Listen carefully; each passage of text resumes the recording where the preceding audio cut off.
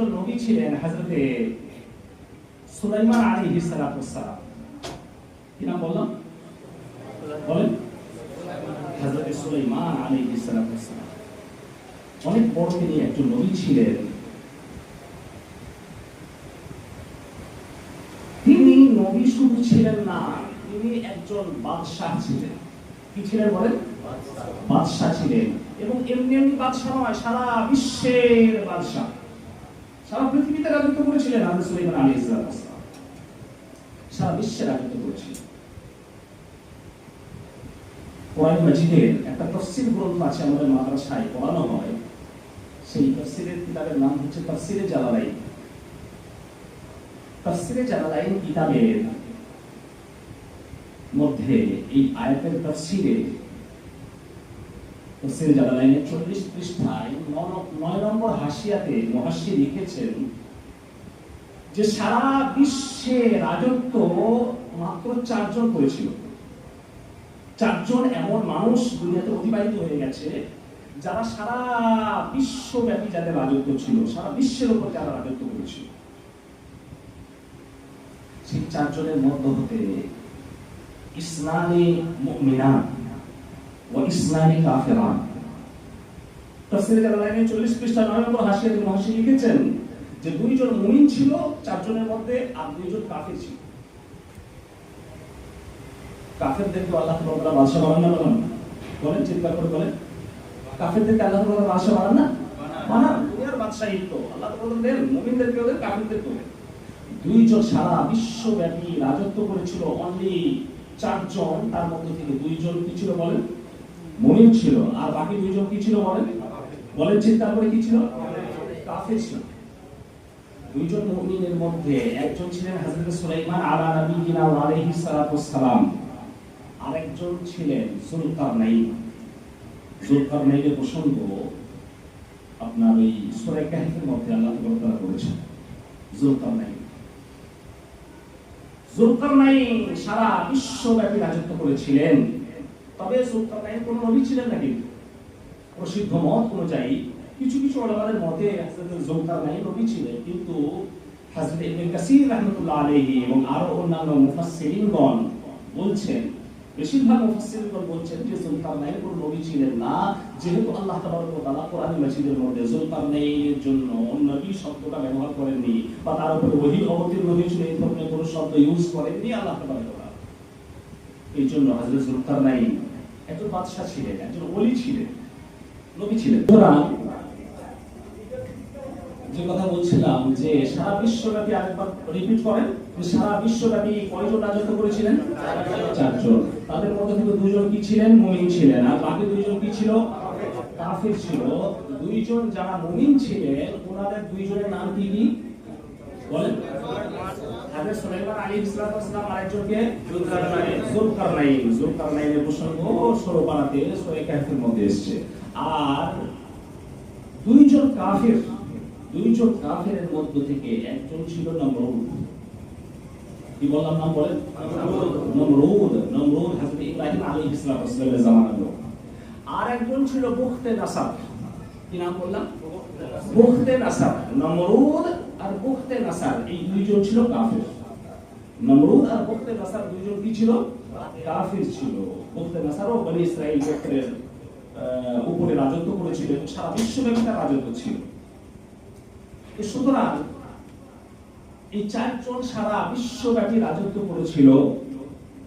হযরত সুলাইমান আলাইহিস সালাম শুধুমাত্র সারা বিশ্বব্যাপী যে রাজত্ব করেছিলেন তা নয়, শুধুমাত্র মানুষের উপরে যে তার রাজত্ব ছিল তাই নয়, মানুষের উপরে, জিনের উপরে, জীবজন্তুর উপরে, কীটপতঙ্গদের উপরে, এমনকি জড় পদার্থ, বাতাস, পাহাড়, গাছপালা, নদ নদী, এই সমস্ত জড় পদার্থের উপরেও হযরত সুলাইমান আলাইহিস সালামের রাজত্ব ছিল। বাতাস পর্যন্ত তার কথা শুনত। পিঁপড়ের তিনি আওয়াজ বুঝতে পারতেন, পিঁপড়ের আপোষে কি কথাবার্তা বলছে বুঝতে পারতেন। অন্যান্য জন্তু জানোয়ারের আওয়াজ, তার ভাষা তিনি শুনতেন এবং বুঝতে পারতেন। হযরত সুলাইমান আলাইহিস সালামের আল্লাহ তাবারক ওয়া তাআলা সেই একটা অথরিটি, সেই পাওয়ার, সেই মুজিজা আল্লাহ তাবারক ওয়া তাআলা হযরত সুলাইমান আলাইহিস সালামকে দিয়েছিলেন। তাফসীরে কুরতুবীর মধ্যে লিখেছে, যদিও একটু দুর্বল মত অনুযায়ী, কিন্তু তাফসীরে কুরতুবীর মধ্যে লিখেছে ঘটনাটা যে হযরতে সুলাইমান আলাইহিস সালাতু ওয়াস সালাম যেহেতু সারা বিশ্বব্যাপী তার রাজত্ব ছিল এবং জীবজন্তু কীটপতঙ্গ সকলের উপরে তার একটা প্রভাব ছিল, রাজত্ব ছিল, হযরতে সুলাইমান আলাইহিস সালাতু ওয়াস সালাম একবার চাইলেন যে আল্লাহ তাআলার প্রধান রুজি দাতা, আমি একবার সারা বিশ্বের মাখলুককে একবার দাওয়াত করে খাওয়াতে চাই, একবার দাওয়াত করে খাওয়াতে চাই।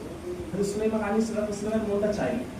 আল্লাহ তাআলার কাছে তিনি ফরিয়াদ করলেন যে হে আল্লাহ, তুমি তো রুজি দাতা, তুমি তো সারা বিশ্বের মাখলুককে রুজি দাও, আমার মনটা খুব চাইছে, আমি তো সারা বিশ্বের বাদশা, তুমি আমাকে বানিয়েছো, সারা বিশ্বের আমি রাজা বাদশা, আর শুধু মানুষের বাদশা নয়, মানুষের জিনে কীটপতঙ্গ জীবজন্তু সকলের আমি বাদশা, তাহলে আমি একটা বেলা আমি একটু সারা বিশ্বের মাখলুককে একটু খাওয়াতে চাই, একবার দাওয়াত করে খাওয়াতে চাই। আল্লাহ তাআলা বললেন সুলাইমান তুমি পারবে না, পারবে না, তোমার সাথে বাইরে।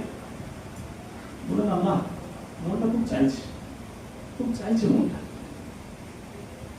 আল্লাহ তাআলা বললেন তোমার মন যদি এতই চাই চলো, বেশ ঠিক আছে করো। যখন পারমিশন পেয়ে গেলেন হযরত সুলাইমান আলাইহিস সালাম, আয়োজন শুরু হয়ে গেল। বরযাত্রীর খাবারের মতো বিশাল বড় বড় আপনার ওই দেখছিতে খাবার তৈরি হচ্ছে, খাবার তৈরি হচ্ছে প্রচুর পরিমাণে, একদম উঁচু করে পাহাড়, একদম উঁচু, একদম খাবার সব রেডি হয়ে গেল। আল্লাহ তাআলার কাছে হযরত সুলাইমান আলাইহিস সালাম সিজদায় পড়ে গেলেন যে আল্লাহ, আমার যে মেহমানদারি করানোর যে যতটুকু সাধ্য ছিল ততটুকু আমি করেছি, আল্লাহ তুমি আমার সম্মান দেখো, মেহমানরা এসে যেন অসন্তুষ্ট না হয়। মেয়ের বাপ দোয়া করেন আল্লাহ তাআলার কাছে যে আল্লাহ বরযাত্রীরা আসবে, আমি তো মেয়ের বাপ সাধারণত একটু মন ছোট করে থাকে, ছেলের বাপ একটু মাথা উঁচু করে থাকে, তাই না? আমাদের সমাজটা এরকম হয়ে গেছে। তো হযরত সুলাইমান আলাইহিস সালাম আল্লাহ তাআলার কাছে দোয়া করলেন যে আল্লাহ তুমি মান সম্মান দেখো, মেহমানরা আসবে তাদেরকে খাওয়াতে চাইছি, আমার ইচ্ছা ছিল, খাবারের আয়োজন হয়ে গেছে।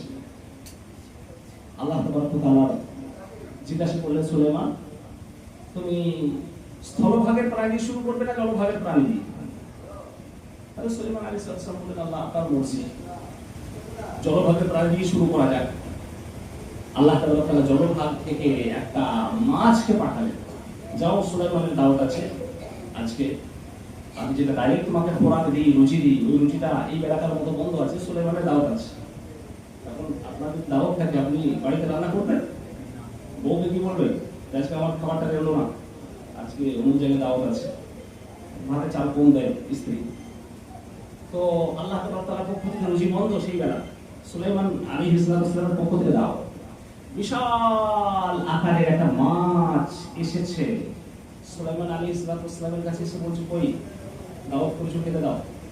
সুলাইমান আলাইহিস সালাম বলে একটু খাবার একদম পুরো রেডি আছে, খাও। সেই মাছ যখন খেতে লেগেছে আর খাবারটা শেষ হচ্ছে না, সব খাবারগুলো কিছুক্ষণের মধ্যে শেষ। সুলাইমান আলাইহিস সালাম অবাক হয়ে গেলেন যে তো সব মাছ খাবার।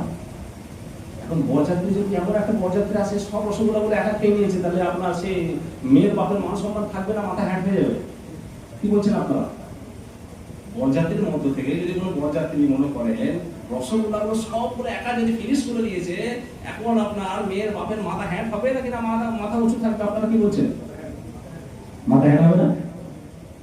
সুলাইমান আলাইহিস সালাম লজ্জিত হয়ে গেলেন যে এত খাবার তৈরি করেছি, সারা বিশ্বের মাখলুকের জন্য যে খাবার তৈরি করেছিলাম, একটা মাছ এসে সব খাবারগুলো খেয়ে নিল।